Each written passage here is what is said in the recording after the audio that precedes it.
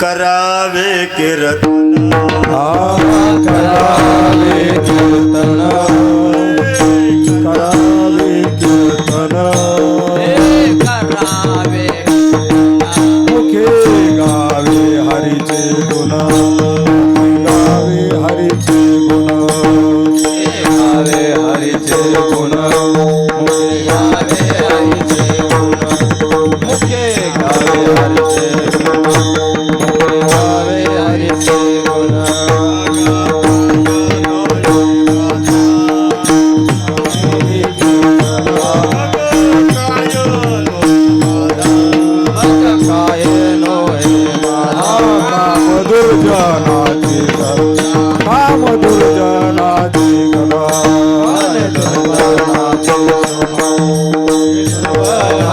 कदा काम दुर्जनाचे कदा काम दुर्जनाचे कदा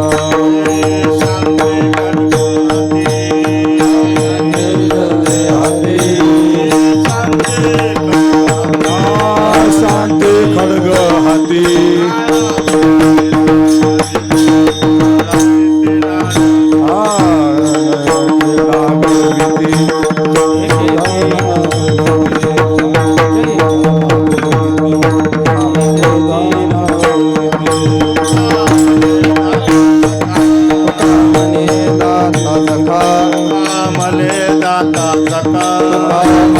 दाता सखा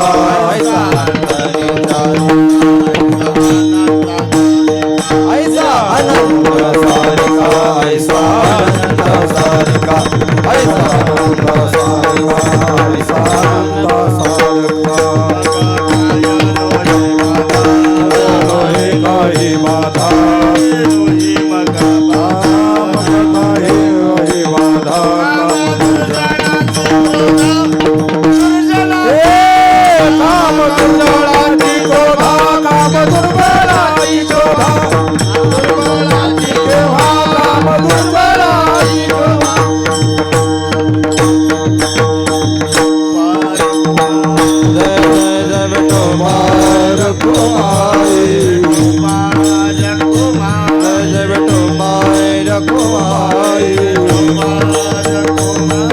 विठोबा रखुमाई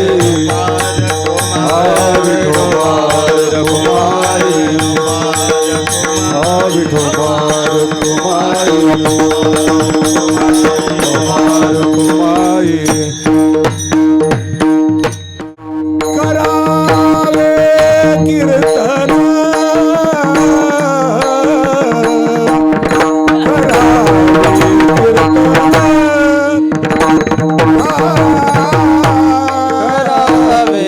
कीर्तन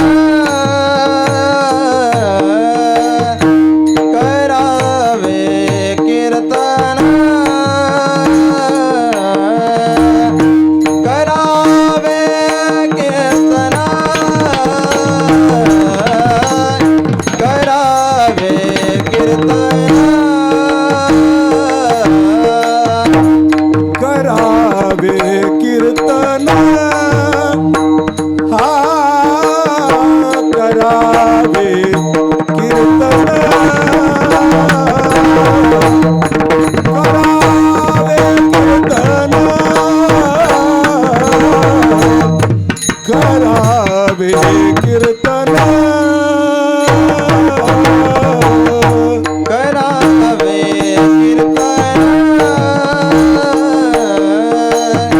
करावे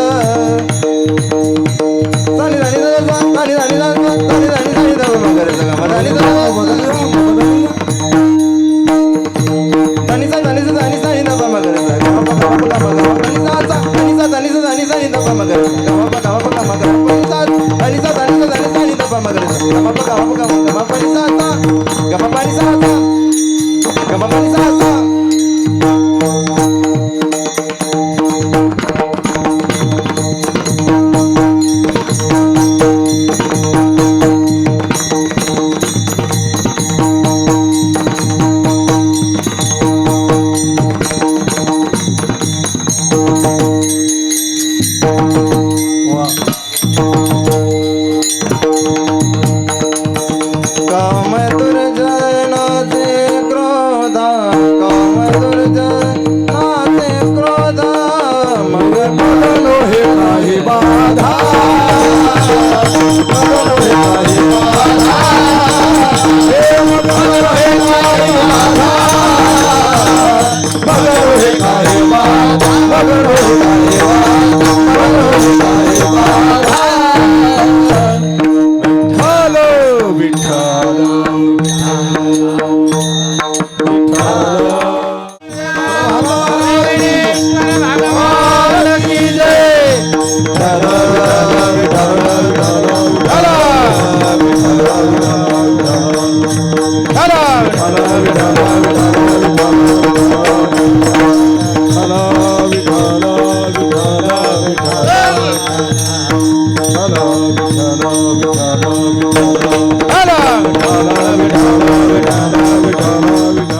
कुलसंभूतं देवोग्राम विभूषणं धर्मजितविलाची बळी तो संभाजी नाननवाळी कावतरला जयाची आकुळी तया छत्रपतीची या चरण कमळी साष्टांग नमन करीत असो करावे कीर्तन मुखी गावी हरीचे गुण मग काय नो हे बाधा काम दुर्जनासी क्रोधा मस्तक हे पायावरी मस्तक हे पाया मस्तक हे पायावरी या वारकरी संताच्या वारकरी संताच्या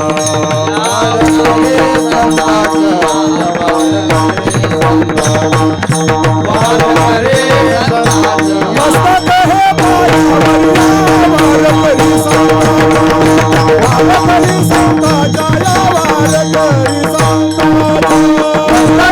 पायावरी वारकरी संताच्या वारकरी संताच्या वारकरी संताच्या वारकरी संताच्या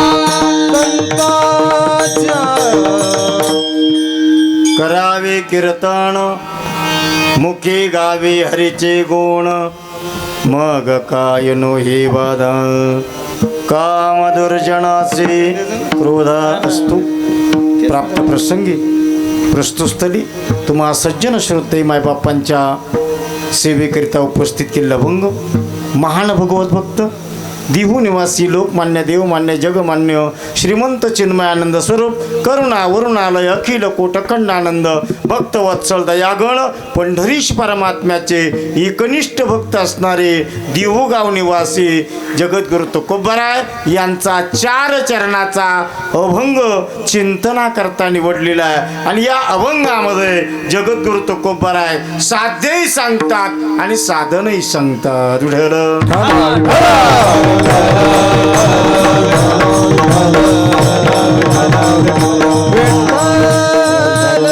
यथामती यथावकाश अभंगाचं चिंतन करण्यापूर्वी आपल्या या जेऊर परिसरामधील ताके वस्तीवरती या ठिकाणी पंचकुंडी नवनाथ पंचकुंडी महायज्ञ सोहळा आणि तो चैतन्य कानिपनाथ वर्धपान दिन तपपूर्ती सोहळ्यानिमित्त की या ठिकाणी चैतन्य कानिपनाथांना येऊन आता 12 वर्ष पूर्ण होत आहेत.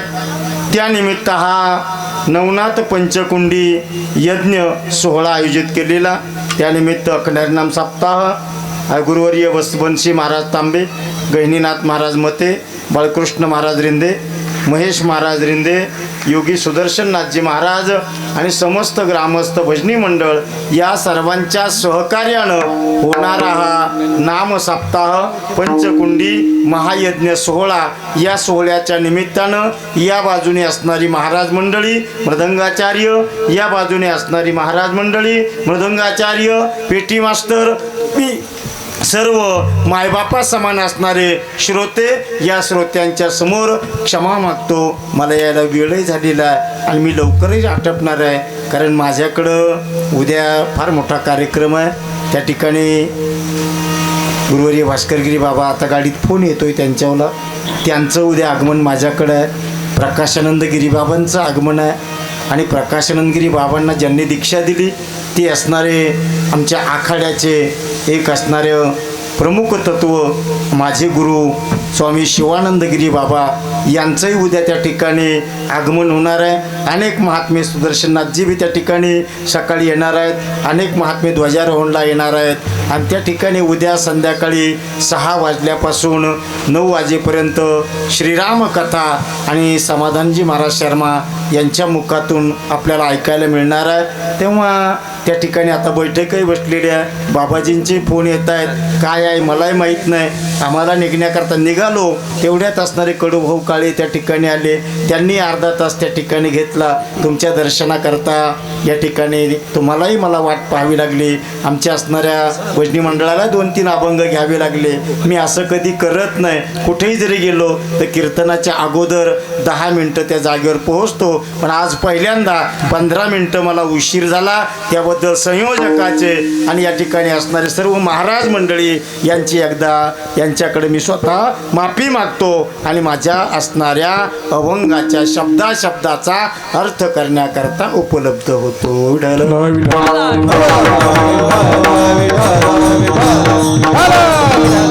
जगद्गुरु तुकोबरायांचा प्रतिपाद्य विषय अभंगामध्ये मांडलेला आणि ज्यांच्या करता मांडले ते तुम्ही आम्ही आहोत आणि ज्यांच्या दरबारामध्ये आहे. आला आला गोरक्ष आला, मच्छिंद्र म्हणे श्री आदिनाथ आला, आशीर्वाद द्यावा गोरक्षाला. गोरक्ष लागला जरणासी, श्री आदिनाथ आशीर्वाद दिला जाण. मी स्वयंभूय तेरा हीन परिपूर्ण, एका दर्शने उद्धार करीन. जन्म मरण चुकवाव, असा हा नाथ संप्रदाय. आणि या नाथ संप्रदायामध्ये सिद्ध 84 अभंग सगळ्यांना ज्ञात आहे. 84 सिद्धांचा सिद्ध भेटी मेळ, तो सुख सोहळा काय. त्या 84 सिद्धापैकी त्या असणाऱ्या 84 सिद्धाचे 5 भाग करायचे.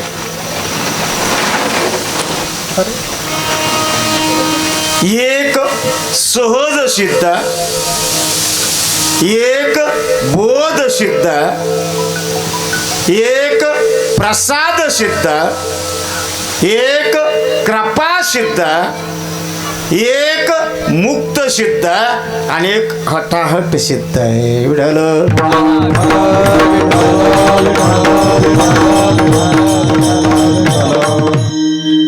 हटाहट सिद्धाचा आपल्याला विचार करायचा नाही. पण 5 सिद्ध, सहज सिद्ध,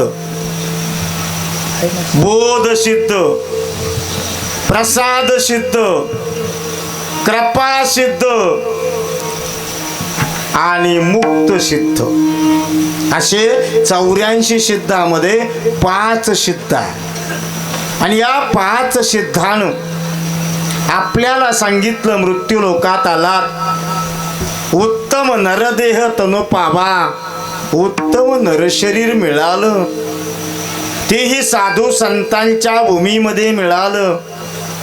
मग असं जे शरीर आहे, या शरीरानं या मृत्यू लोकामध्ये एकच काम आपल्याला करायचं. कारण अनेकानं केलं, काय अनेकानं केलं. जगद्गुरु नाथ संप्रदायामध्ये सुद्धा 12 वर्ष बद्रिक आश्रमाच्या आश्रमामध्ये त्या ठिकाणी 12 वर्ष कीर्तन केलं. कीर्तन कोणतं केलं हे मी करतोय अजिबात नाही. कारण कीर्तन लीला कीर्तन, गुण कीर्तन असणारं, नामसंकीर्तन, व्याख्यान कीर्तन, हरिदासी कीर्तन, असे कीर्तनाचे प्रकार. लीला कीर्तन तुम्हाला तर नाही पण आम्हालाही अजून कळाल्या नाही. लीला भगवंताच्या कोणालाच कळाल्या नाही. म्हणजे लीला कीर्तन कोणालाच करता येत नाही. म्हणतात काल्याच्या कीर्तनामध्ये लीला करतात, त्या लीला आम्हाला कळाल्या नाही. फक्त आम्ही वाचून तुम्हाला सांगतो. म्हणजे लीला कीर्तन करता येत नाही. आपण पुन्हा विचार करू. गुण कीर्तन सुद्धा आपल्याला करता येत नाही. भगवंताकडे पाहिलं तर किती गुणात आहे, असं शास्त्रात सांगितलं. यश श्री ज्ञान वैराग्य ऐश्वर्य हे 6 गुणवर्य. हे 6 गुण ज्याच्याकडे आहेत तो भगवंत. आता मी तुम्हाला विचारतो, बांधलेली असते ती पिंडी का मोकळा असतो तो गळाटा?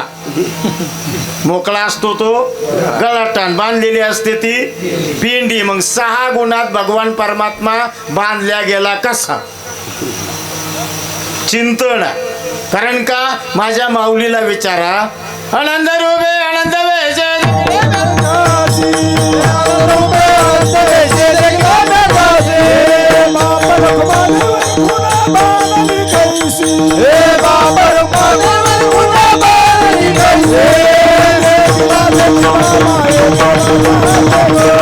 विठ्ठला संदेह देखिला माये देवाचा देव वेदाला सत्य हरिवाले तुझे फल अनंत रूपात आहे तो, अनंत वेशात आहे, आणि जो अनंत वेशात आहे तो अनंत गुणात आहे. त्याच्याही पेक्षा आपण एका कीर्तनात बसलो तर एका कीर्तनात आपले कितीतरी गुण होतात. मागं तरी पाहीन, पुढं तरी पाहीन, मागं तरी डोकन, पुढं तरी डोकन, इकडं तरी पाहीन, तिकडं तरी पाहीन, मोबाईलकडं तरी पाहीन, चष्मा तरी काढीन, डोक्यातली टोपी तरी काढीन, असणार थुकल्यासारखं तरी करीन, शेजाऱ्याला चिमटा तरी घेईन, झोप तरी घेईन, मांडी खालीवर तरी करीन. एका कीर्तनात 50 गुण होते. मग तो असणारा भगवान परमात्मा, त्याचं गुण आपल्याला वर्णन करता येत नाही. कारण मी बोलत नाही, एक वचनामध्ये नाही, जगद्गुरु तुकोबराय अनेक वचनात बोलतात. गुणाला विटेवरी आहे की नाही, गुणा अनेक वचनामध्ये त्या ठिकाणी तुकोबराने, म्हणजे त्याचं गुण कीर्तन आपल्याला करता येत नाही. राहिलं हरिदासी कीर्तन.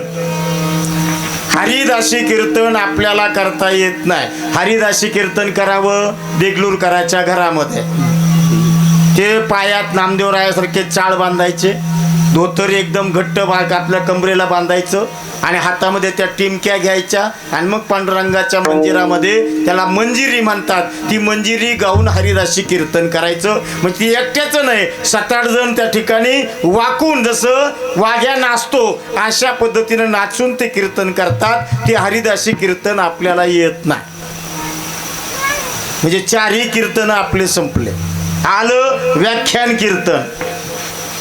आलं व्याख्यान कीर्तन. व्याख्यान कीर्तन सगळ्याला जमत नाही, आणि सगळ्याला जमलं असतं तर 7:30 पर्यंत माझी वाट पाहिली आहे की नाही.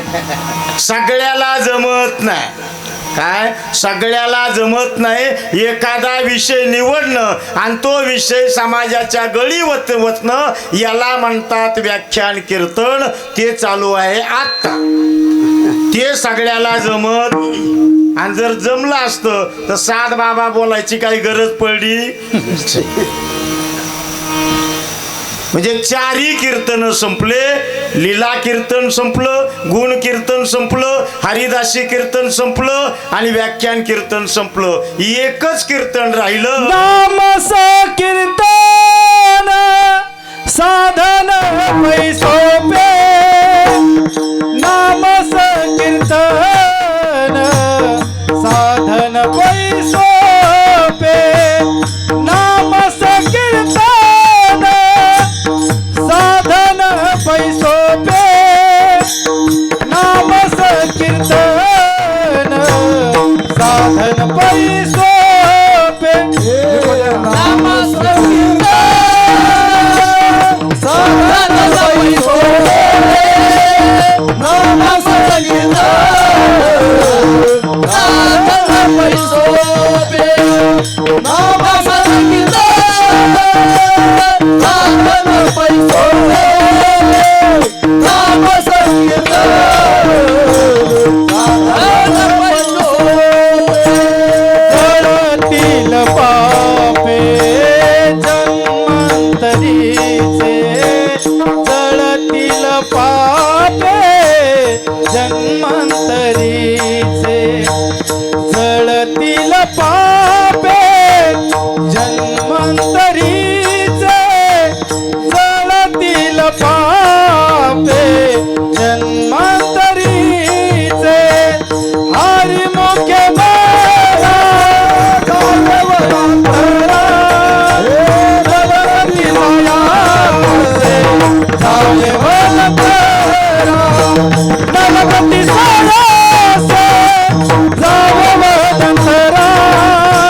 नवरती सायासे जावे वंतरा.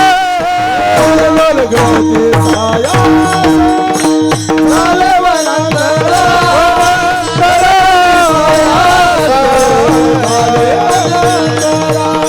नवरती सायासे झाले वंतरा.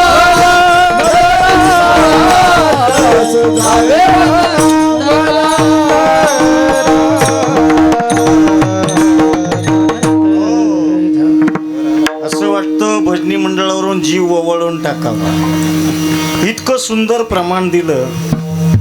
नाम संकीर्तन साधन पै सोपे. आपल्याला कीर्तन करायचंय. नाम संकीर्तनम यश सर्व पाप प्रणश्यती. मौलिक ज्ञानोबराय सांगतात, हे राजा ऐक, तरी कीर्तनाचे निनटनाचे नाशिले व्यवसाय प्रायश्चित्ताचे.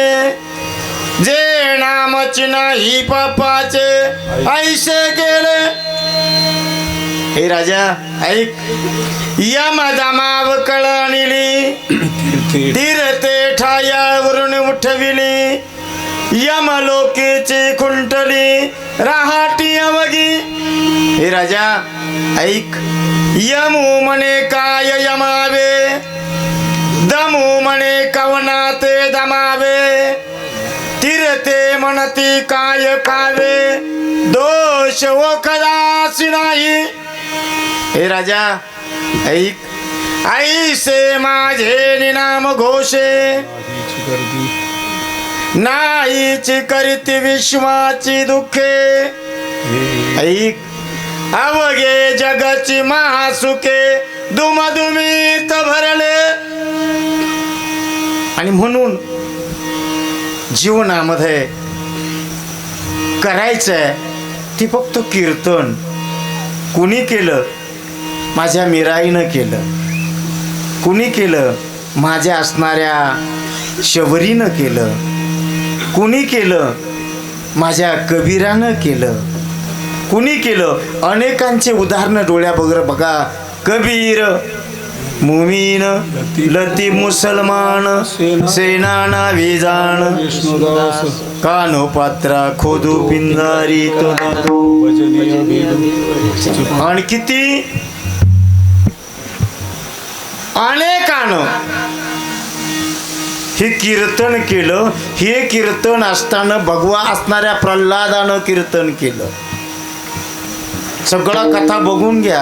हिरण्यकश्यपूनं त्याला सगळ्या प्रकारे मारण्याचा प्रयत्न केला, पण तो मेला नाही. शेवटी त्याला शाळेत घातलं, शाळेत शिकवण्याकरता.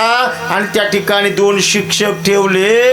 आणि ते शिक्षक ठेवल्यानंतर हा शाळेत गेला आणि तिथं सुद्धा भजन म्हणू लागला. सगळ्या मुलांना शिकवू लागला. आणि हिरण्यकश्यपूला वाटलं शाळा कसं काय चालली म्हणून बघायला जावं, म्हणून ते शाळेत केलं. तर तिथं चालू होतं श्रीमन्नारायण नारायण श्रीमन्नारायण नारायण नारायण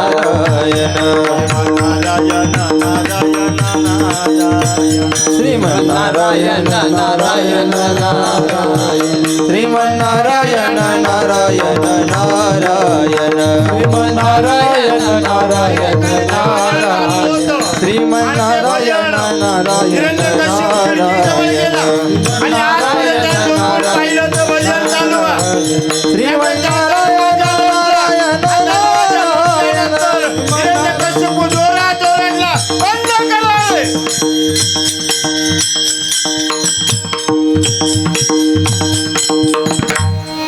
असं म्हटल्यानंतर सगळे सावधान मध्ये उभा राहिले.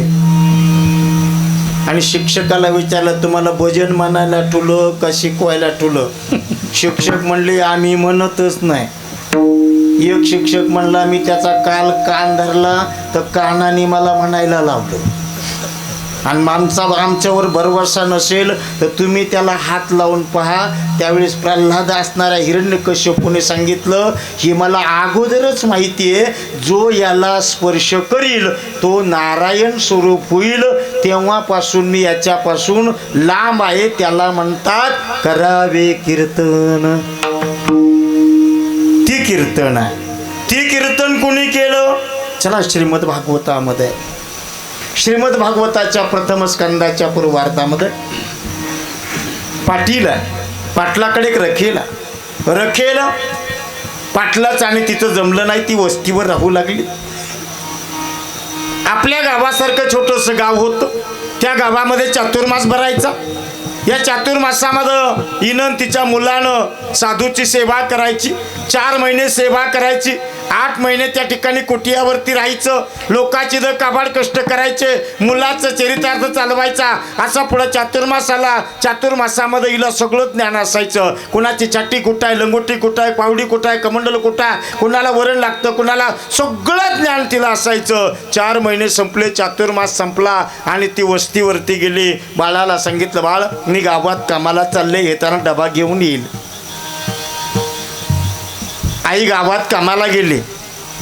मुलगा कोपीजवळ खेळला आणि 12 वाजता कोपीच्या आतमध्ये गेला, मिडीला टेकला, आतून दरवाजा लावला आणि मुलानं 12 वाजता विचार केला, चातुर्मासात पहिलं कीर्तन कोणाचं झालं. त्या चिंतनामध्ये त्या मुलाला भाव समाधी लागली. ती भाव समाधी 6 वाजेपर्यंत राहिली. 6 वाजता मुलगा उठला. बाहेर आला तर अंधार पडलेला, एकटा मुलगा, भीती वाटू लागलेली आहे. आता काय करावं, आईचा अजून तपास नाही. तेवढ्यात रस्त्याकडे पाहिलं, एक कंदील येताना पाहिला. त्या कंदिलाच्या प्रकाशामध्ये 4 गृहस्थ पाहिले. मुलानं पाहिलं, आजपर्यंत या रस्त्यानं मी आणि माझी आई आलेलो, 3रा ग्रस्त आला नाही, म्हणजे 4 ग्रस्त कसे. मुलगा घाबरला, आतमध्ये गेला, कोपी लावली. हा असणारे 4 ग्रस्त तिथं आले आणि सांगितलं, बाळ बाहेर म्हणले. आई, त्या चौघानं सांगितलं, आई गावात जेवण करून झोपली. तो म्हणला, माझी आई या, जिनं ताटात घेतल्याशिवाय जेवली नाही, पुढ्यात घेतल्याशिवाय झोपली नाही. ती आई आज कशी जेवली, कशी झोपली, मी गावात येणार नाही, तोपर्यंत आपण गावात जाऊ. ती मातोश्री जेवणाचा डबा घेऊन पाटलाच्या घरासमोरून चाललेली आहे. पाटील दारात उभे आहेत. पाटलानं दोन्ही हात जोडले. तिनं सांगितलं, आपलं म्हणणं थोडक्यात सांगा. त्यावेळी पाटलानं सांगितलं, काही नाही, आमचा असणारा धार काढणार आला नाही, तेवढी धार काढून द्या. अंधार पडलेला. तिनं चरवी उचलली, वलदासनं सपराकड निघाले. वलचणी खाली काही दिसत नाही आणि एकदम अंधार पडलेला आणि तिनं वलचणीच्या खाली पाय ठेवला. त्या ठिकाणी भला मोठा एक काळा साप पसरलेला होता. त्या सापानं तिला दंश केला. अनावधानानं दंश केल्यानंतर त्या असणाऱ्या स्त्रीनं जोरात किंकाळी मारली आणि धाडशिरी जमिनीवर अंग टाकून दिलं. झेंडू फुटून ती गतप्राण झाली. पाटील पळत आले. पाटलानं उचललं, चौथऱ्यावर टाकलं, पांढरं वस्त्र टाकलं. तोपर्यंत याच्या मुलाला आणि त्या कोपी तोडून चौघानं ओढत गावात आणलं. मुलानं लांबून पाहिलं, अरे आई करत झोपलेल्या. मुलानं चौघाला बाजूला केलं, पळत गेलं. आई, मला ताटात घेतल्याशिवाय जेवली नाहीस, मला पुढ्यात घेतल्याशिवाय झोपली नाहीस. आई कशी जेवली, कशी झोपली, असं म्हणून तो मुलगा रडू लागला. पाटलानं बाजूला केलं, हिचा विधी केला. सकाळी मुलानं विचारलं, माझी आई कुठं गेली. एकानं सांगितलं, तुझी आई देवाघरी गेली. कुठं राहतो तो देव. एकानं सांगितलं, त्या टेकडीवर राहतो. तो मुलगा तसाच भजन करत निघाला आणि त्या टेकडीच्या माथ्यावर गेला आणि तो मुलगा झेंडू फुटून गतप्राण झाला.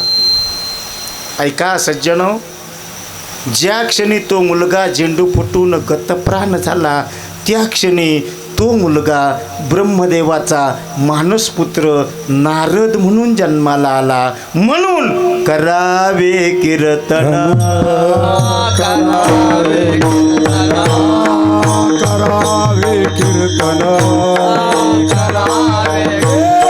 मुखी गावे हरीचे गुण, मुखी गावे हरीचे गुण, मुखी गावे हरीचे गुण, मुखी गावे हरीचे गुण, मुखी गावे हरीचे गुण, मुखी गावे हरीचे कीर्तन,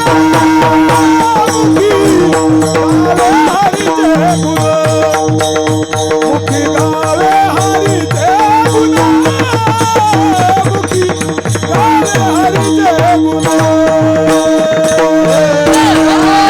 हरीचे गुण,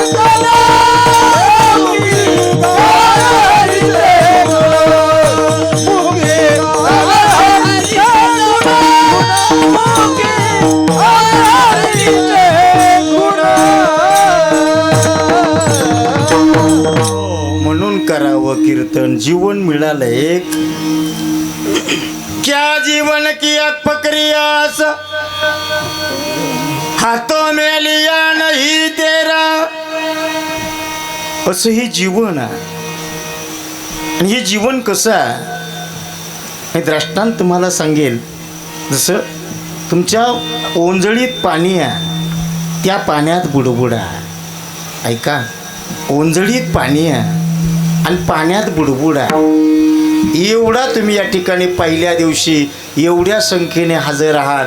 फक्त मी तुम्हाला एकच प्रश्न विचारतो, पाण्यात बुडबुड आहे का बुडबुड्यात पाणी आहे का पाणीच बुडबुड आहे? विचारू. तुम्ही एवढे आलात, आनंद वाटला. मी तुम्हाला पुन्हा विचारतो, एवढे आलात ना, मग पायानं तुम्हाला आणलं का तुम्ही पायाला आणलं का पाय तुम्हाला घेऊन आले? हे थोडं विचार करा डोक्यामध्ये. मी वेगळं बोलणार नाही. माझ्या ज्ञानोबारांनी 65 मध्ये उभी टाकले. राजा कल्लोळ कंचूक फेडीता उघडे उदक. सांगू, हे माझ्या माता भगिनी आहेत. सोनं सोडून अलंकार नाही आणि अलंकार सोडून सोनं नाही. ही एकच आहे. जास्त वेळ तुमचा न घेता, जसा बुडबुड्यात पाणी नाही, पाण्यात बुडबुडा नाही, तर बुडबुडाच पाणी आहे. काय? बुडबुडात पाणी आहे. तद्वत ही जे शरीर आहे हे शरीर बुडबुड्यासारखा, पण तो बुडबुडा म्हणजे ब्रह्म. ते ब्रह्म. आणि अशा ब्रह्माकरता जीवनामध्ये करायचंय ते फक्त कीर्तन. आणि तेच तुकोबराय सांगतात, करावे कीर्तन. साधन सांगितलं, मुखी गावे हरीचे गुण.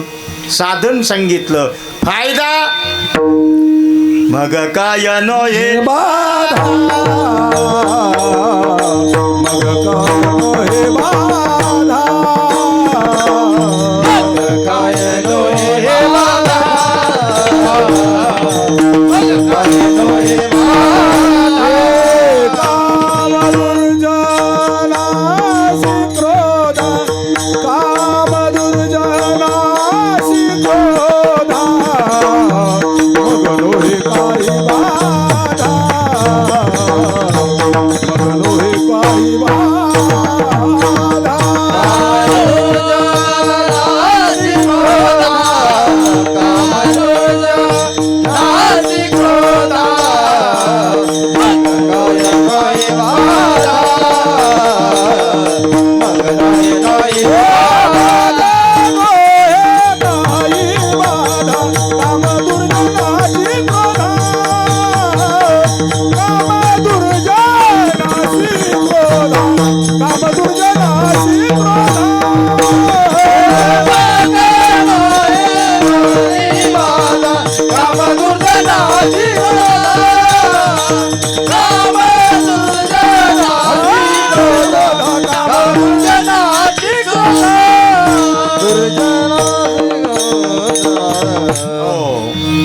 एकदा जर कीर्तन केलं ना तर फायदा होईल.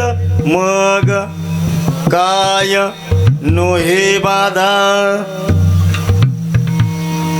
कशाची? काम दुर्जनाचे क्रोधा. काम आणि दुर्जन रूपी असणारा क्रोध, या दोन गुणानं अनेकांना लागवलं, सोडलंच नाही. असा हसणारा काम आणि क्रोध. पण हे दोन्ही जर पाहिले तर नाथ संप्रदायामध्ये आपल्याला सापडत नाही. आणि सापडलेच तर कधी सापडतात? ज्या वेळेस जती मच्छिंद्रनाथांचा देह त्या ठिकाणी असणाऱ्या राणीनं छिन्न विछिन्न केला, त्यावेळेस राग आला.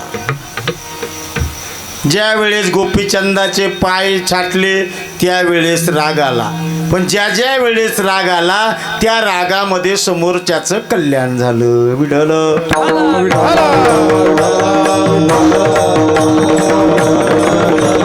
आणि आपल्याला ज्या ज्या वेळेस राग आला त्या त्या वेळेस आयुष्यभर कोर्टाची पायरी चढावा लागली.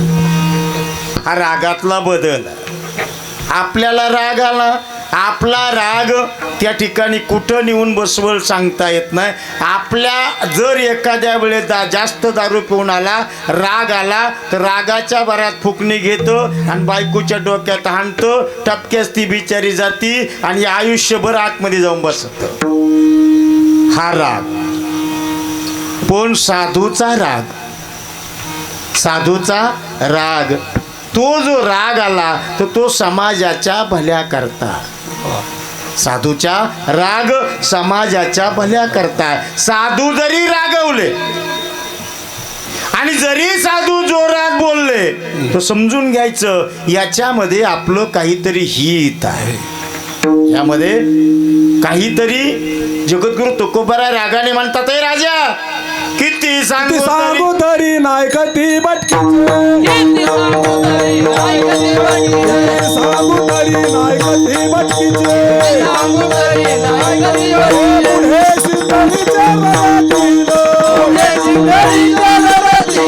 पुढे शिंदळीच्या रणातील, साधूला जरी राग आला तर साधू म्हणतात, हे बाई आम्ही तसे नाही, जाई ओ माते न करी सायास, आम्ही विष्णुदास नोहे तैसे, आम्ही विष्णुदास नोहे तैसे, आम्ही विष्णुदास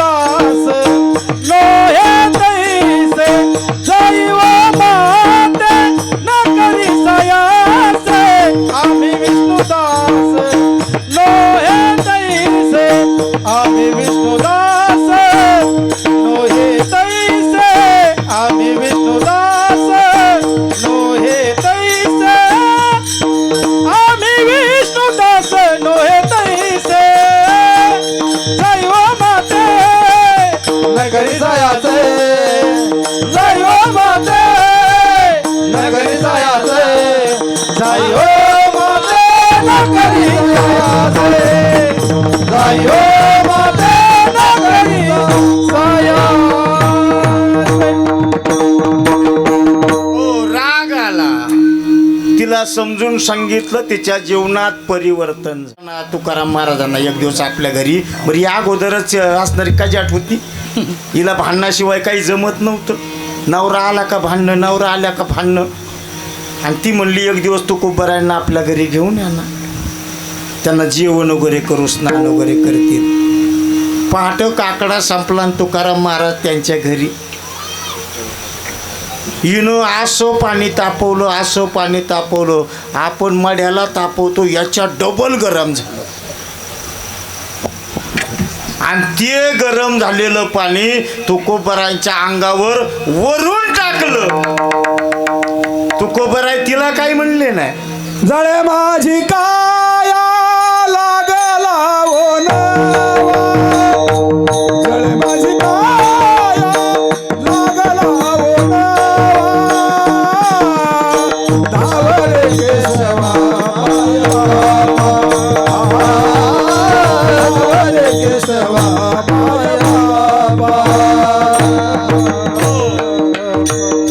जळे माझे काया.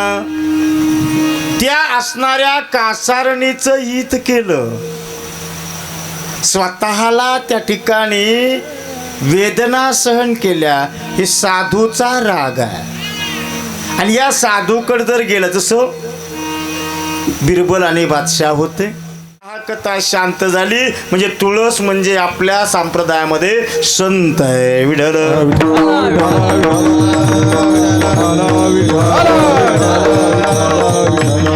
साधून जीवनामध्ये केलं, त्या कीर्तनाचा फायदा झाला असणार.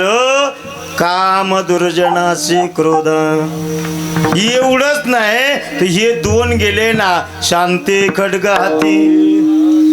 कोणतं? शांती रूपी खड्ग म्हणजे तलवार.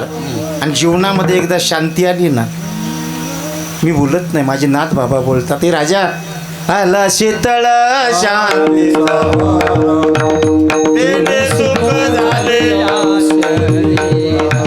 विठ्ठला पाहत कोळी काळासी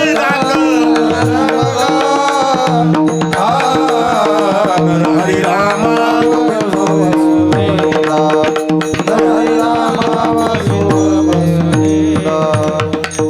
हो, म्हणून शांती परते नाही सुख नाही सुख हे राव घ्यायचे दुःख. मनवून शांती. ही शांती म्हणजे समाधान आहे, शांती म्हणजे सुख आहे, शांती म्हणजे मोक्ष आहे. आणि ती शांती रूपी, मी बोलत नाही, या शांती रूपी असणाऱ्या काळाला सुद्धा या शांती रूपी गुणानं भीती प्राप्त होते. म्हणून तर तो काळ नाथांकडून 3 माऱ्या गेला आणि चौथ्यांदा जलसमाधी घेतली. सांगू, नाथ भिक्षा मागता मागता एका दारात गेले आणि तिथं म्हातारं होतं. ते म्हातारं म्हणलं, जा उद्या सकाळी मरशील. देणं नाही घेणं नाही काहीच नाही. पुढल्याने विचारलं, ते म्हातारं काय म्हणलं? ते म्हणले उद्या सकाळी मरशील म्हणे. ते म्हणले त्याचं खरं होतं. चौघजण असे म्हणले, नाथ नाथ. त्या ठिकाणी दरदरून घाम फुटला. गुरु महाराजाकडे गेले, गुरु महाराजांना पाहिलं. गुरु महाराज म्हणले, काय झालं रे? म्हणले काय नाही, एक म्हातारं आहे, ते म्हणला तू उद्या सकाळी मरशील. जनार्दन स्वामीनं ओळखलं त्याला वाचा सिद्धी आहे. मग जनार्दन स्वामीनं गोंगडी आथरली आणि म्हणला इथं बैस, कोणी आलं तर उठायचं नाही. जनार्दन स्वामी तिथं बसले. जनार्दन स्वामी तिथं बसले आणि त्यांच्या शेजारी नाथ बसले. दिवसभर बसले आणि संध्याकाळची वेळ झाली. याचा मृत्यू टळला आणि त्या ठिकाणी नाथ वाचल्या गेले. याला म्हणतात शांती नावाचं खडकं. ते जनार्दन स्वामीकडे होतं, नाथांकडे होतं. किती शांती. नाथ गडावर काम असणारं सेवेला होते देवगिरीवरती. आणि त्या ठिकाणी एक दिवस सगळ्या शिष्याची परीक्षा पाहायची म्हणून गुरु महाराजानं पोटरीला बेंड झाल्याचं सोंग केलं. कणायला लागले. सगळे शिष्य म्हणायचे त्याला चुना लावा, त्याचं तोंड फोडा, त्याला बेंडाचे पानं बांधा. पण ते म्हणले हे कशानंच बरं होणार नाही. मग कशानं बरं होईन? ते गुरु महाराज म्हणले शिष्याला, जो कोणी शिष्य हे बेंड तोंडानं चोखून त्याच्यातला माल बाहेर काढीन तेव्हा महाबेंड बरं होईन. शिष्य किती थांबले असतील? सगळ्या शिष्याने पोवारा केला, एकही नाही थांबलं. नाथ आपले गंगेवरून कासणारे खांद्यावरती असणारी घागर, एका खांद्यावर छाटी लंगोटी, वरती आले छाटी लंगोटी वाळू घातले. महाराजांच्या असणारे देवघरात गेले, इथं पाणी ठेवलं. गुरु महाराजांकडे गेले, ते कणत होते, लांबून सगळे पाहत होते. म्हणले आता मजा येईन, आता काय होतं ते पाहू. बाकीचे शिष्य पाहत होते. नाथानं पाहिलं, नाथ गेले. म्हणले गुरु महाराज. ते म्हणले नाथा, अरे पोटरीला ना बेंड झालंय आणि ते बेंड लय दुखत. म्हणले मग काय करावं लागल? म्हणले काहीच नाही, ते बेंडाला ना जो कोणी तोंडानं चोखून बाहेर काढीन तेव्हा बेंड नीट होईन. म्हणले मग एवढंच. लगेच नाथानं लुंगीत तोंड घातलं आणि त्या बेंडाजवळ नेलं. अख्खं बेंड चोखलं, अख्खं बेंड चोखलं आणि तोंड बाहेर काढलं. आणि मग नाथाला विचारलं, नाथा कस काय बेंड लागलं रे? तो म्हणला इतकं गोड लागलं, इतकं गोड लागलं, मला असं वाटत रोज 5-50 बेंड तुम्हाला व्हावात. मग नाथ असणाऱ्या जनार्दन स्वामीनं वरती लुंगी केली आणि सगळ्या शिष्याला दाखवलं. ते बेंड नव्हतं, तो आंबा होता. पण एवढ्या परीक्षेत उतरण्याकरता केलं करावे कीर्तन. त्या कीर्तनानं घडली शांती. या कीर्तनानं घडली शांती. शांती खड्ग हाती काळा सीते नागविते. जो काळ आहे या काळाला सुद्धा जय मिळवणारी शांती आहे. म्हणून तुका म्हणे दाता सका ऐसा अनंता सारिक. तुका म्हणे दाता सखा, तुका म्हणे दाता सखा, तुका म्हणे दाता सखा, तुका म्हणे दाता सखा. ऐसा आनंदा सारिखा, ऐसा आनंदा सारिखा, मग नोहे काही बाधा, मग नोहे काही बाधा. ऐसा लोहे आनंदा, ऐसा लोहे काय आनंदा, मग नोहे काय बाधा, मग नोहे काय बाधा. मधुर जनासी क्रोध, चला चला चला चला चला. क्रोधा,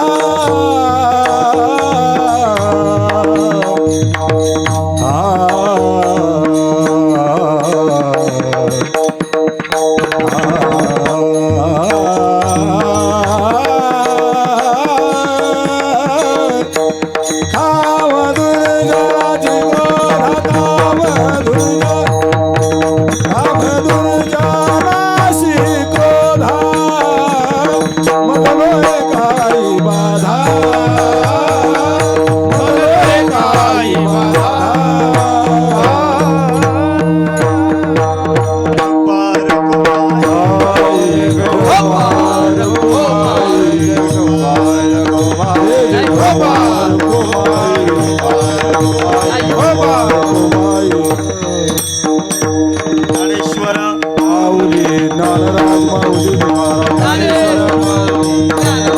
माऊली ज्ञानेश्वर, माऊली. शांती रूपी खडक आपल्याला पाहिजे असेल आणि काळावर जय मिळवायचा असेल तर करावे कीर्तन. आणि काम क्रोधावर जर जय मिळवायचा असेल तर करावे कीर्तन. म्हणून खाली वर यायचं आणि वरून खाली यायचं. अत्यंत सोपा अभंग आहे. जास्त काही चिंतन मी केलं नाही. 9:15 वाजून गेलेले आहेत. मला पुढं जायचं आहे. सगळ्याची माफी मागतो. जगलो वाचलो तर पुढल्या वर्षी पुन्हा, कारण पुढल्या वर्षी काय मी एवढा मोठा कार्यक्रम करणार नाही पुढल्या, कारण बाबांचं तिथं प्रल्हादगिरी आजान भाऊ होते आणि वाचासिद्धी होती आणि योगीराज होते. त्यांचं असणारं 25वे रौप्य महोत्सवी वर्ष आहे. म्हणून एवढा मोठा कार्यक्रम आपण त्या ठिकाणी आमच्या असणारे वायुनंदनचा मंडप त्या ठिकाणी असणारं लावलेलं आहे. त्याचं की जीव मुठीत धरून बसले तिथं. त्यांना म्हणलं तुम्ही येत असले तर मी जातो, कारण मला माहीत नाही काय नाही काय नाही. वरती लोक पाकिट किती घेते ते सांगता येत नाही त्याच्यामध्ये. आणि कानिफनाथांचं असतं जीवन, त्यांच्या गुरूंचं जीवन, जती जालिंदरनाथाचं जीवन. जती जालिंदरनाथानं नाथ संप्रदायामध्ये पहिल्या स्त्रीला त्या ठिकाणी अनुग्रह दिला. नाथ संप्रदायामध्ये पहिलीच स्त्री, तिचं नाव जती मैनावती आहे. गोपीचंदाची आई ही पहिलीच. म्हणून नाथ संप्रदायामध्ये स्त्रियांना सुद्धा अधिकार आहे. पण आता तो कितपत आहे कसा आहे तो भाग वेगळा मी सांगत नाही, सांगून वेळ घेत नाही. आणि त्या ठिकाणी फार मोठं चिंतन आहे. त्यामध्ये असणारं स्त्रियांनी नवनाथ वाचावं की न वाचावं हाही मोठा वादाचा प्रश्न त्या ठिकाणी आहे. पण वाचावं तर कधी वाचावं, कोणत्या पिरियडमध्ये वाचावं हाही त्या ठिकाणी वादाचा प्रश्न आहे. बरेचसे शंका त्या ठिकाणी उपलब्ध होतात. एवढं आपल्याला सांगायला या ठिकाणी वेळ नाही. पण नाथ संप्रदाय एकदा जर आपल्याला ओटीमध्ये घेतलं तर जीवनभर आपल्याला त्या ठिकाणी सोडत नाहीत. सगळ्यांना असणाऱ्या सगळ्या अनाथाला करतात सनाथ, त्यांना म्हणतात नाथ. आणि अशा नाथांकडं चैतन्य कानिफनाथजी ही असणारी सर्वांचं दैवत आहे. चैतन्य कानिफनाथजी तुम्ही असणारं मढीला पाहता, त्या मढीला 18 पगड जाती त्या ठिकाणी फुलवऱ्याला जमताय.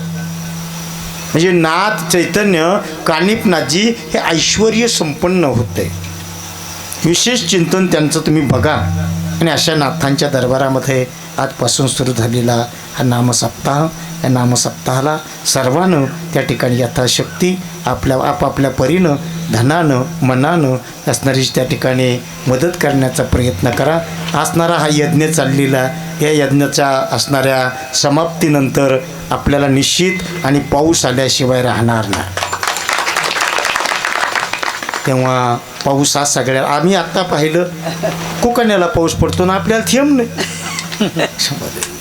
आम्ही महाराजांना विचारलं, म्हणलं पाऊस आहे का? आम्ही मधून मागे जातो. ते म्हणले थेंब सुद्धा नाही. मी म्हणलं खरंच? ते म्हणले शपथ नाही राव. तेव्हा आमचं असणारं गुरुबंधूचंही नातं आहे आणि बालवयातलंही नातं आहे, मित्रत्वाचं नातं आहे आमचं. हे मित्र नंतरचे, पण लंगोटी यार कधी जीवनात भेटू नये. लंगोटी यार काय बोलन सांगता येत नाही. आमचा लंगोटी यार आम्हाला गोटणला भेटला. गोटणला बीजेचं कीर्तन करत होतो आणि शाळा सुटली आणि त्यानं लांबून पाहिलं, माझं कीर्तन संपलं होतं. मी त्यांच्यात भजनात बसलो होतो आणि ते लांबूनच म्हणलं, मा त्योच दिसतो बरं का, पण बाबा कधी झाला. तिने तिकूनच सुरुवात केली. समोर आला, खांबाला उभा राहायला टेकून. मग 10-5 मिनिट विचार करून द्यावा ना, यांना जाऊन द्यावा. मग हे गेल्यानंतर आपण बोलावं, पण त्याला ते आवरानाच. तिने मागं एक पाय केला आणि पुढं एक पाय केला. ते म्हणला, या तो आईला तू का बाबा झाला. हे असं लंगोटियाराचं बोलणं असतं. त्या पद्धतीनं आम्ही दोघंजण बऱ्याच दिवसापासून एकत्र राहतो आणि ते आमच्याकडे येतात, आम्ही त्यांच्याकडे जातो. प्रेमाचे संबंध आहे आणि तुमच्या या वस्तीवरती प्रेमानं येण्याचा योग आला.